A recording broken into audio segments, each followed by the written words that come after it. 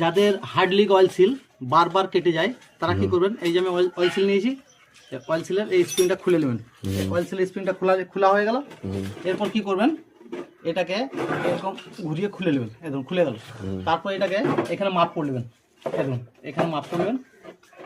এই যে এই মাপ করলাম, এই মাপ করে নিয়ে এখান থেকে এটাকে এই পরিমাণে কেটে নেবেন। এখানে নিয়ে এসে দেখায় কীভাবে কাটছে। হ্যাঁ, এই দেখুন এখানে লাগিয়ে এটাকে কেটে দিলে কেটে যাবে।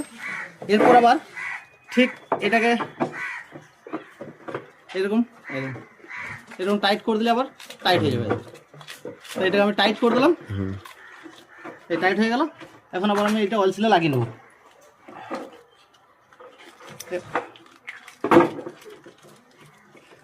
এটা এই যে একদম অয়েল সিল লাগিয়ে দিলাম। এখন আমি এটাকে হার্ডলি ফিটিং করে দেবো।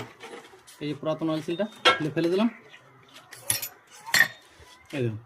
এই লাগিয়ে দেবো। তাহলে পরে যেটা বারবার অয়েল সিলটা কেটে গেছিলো সেটা আর কাটবে না। তো আপনারা এইভাবে ট্রাই করে দেখতে পারেন। আপনার অয়েল সিল লাগাবার সময় এই যে আমি অয়েল সিলটা এখন বসিয়ে নিয়েছি, এখানে বসিয়ে নিয়েছি। লাগানোর পরে এরকম পুলার লাগবেন, এটা যদি না থাকে তাহলে অয়েল সিল বসাতে খুব অসুবিধা হবে। এখন আমি বসিয়ে দিচ্ছি এইভাবে, একদম দেখুন কত সুন্দর ইজিভাবে অয়েল সিল বসে গেছে। আর এই রডের মধ্যে দাগ পড়বে না। তো আপনারা যখন অয়েল সিল বসাবেন এইভাবে বসাবেন। অয়েল সিল যদি বারবার কেটে যায় আর কাটবে না। Thank you. আমার ভিডিও ভালো লাগলে লাইক শেয়ার কমেন্ট করুন।